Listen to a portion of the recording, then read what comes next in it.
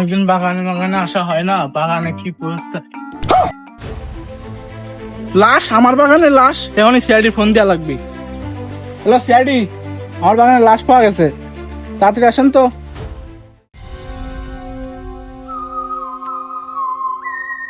দয়া, এই জায়গার প্রতিটা কোনায় কোনায় খুঁজে দেখো কোনো রহস্য পাও কিনা। Okay sir. যাও। আর অভিজিৎ, তুমি একটু লাশটা দেখো তো, লাশের কি অবস্থা। ওকে স্যার, আমি দেখতেছি। ওকে স্যার আমি একটু দেখি লাশটা। ওকে, দেখো, তুমিও দেখো।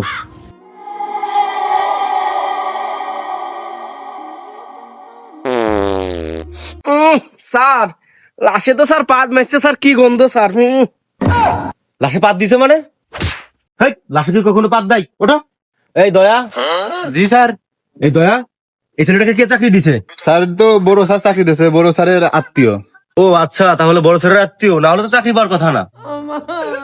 এই ওঠো, ওঠো, এই ওঠো, অভিজিৎ ওঠো।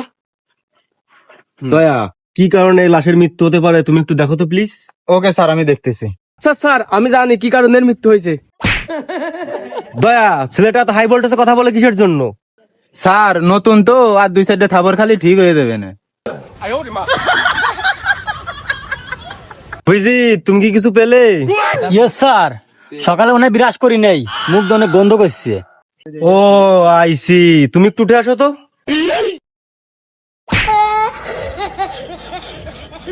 দয়া, এই দুটার চাকরি কালকের ভিতর থেকে নট করে দেবা তুমি। ঠিক আছে স্যার। আমি পারি না আর পারি না। তুমি যে তখন বললে যে তুমি আমার মৃত্যুর কারণ বুঝছো, এখন কি ভাবে মৃত্যু হয়েছে সেটা বলো তো। স্যার ওই ছেলেটা অতিরিক্ত ধরে পাদ মারার কারণে পেটের নাড়ি ফাইটে মারা গেছে। দয়া, এই ছেলেটা এখন এবার চোখের সামনে তো বের করো। স্যার স্যার উত্তেজিত হবেন না, সব ঠিক হয়ে যাবে। ওকে, লাস্ট ইনভেস্টিগেশনের জন্য তাড়াতাড়ি ডক্টর সালুকের কাছে ট্রান্সফার করো। ওকে স্যার, আমি এখনই পাঠাচ্ছি। ওই দয়া, চলো। লাশে পাদ দিল, আবার স্যার আমারে মারলো, দেখি ভালো করে। স্যার স্যার স্যার, লাশে আবার পাদ দে স্যার।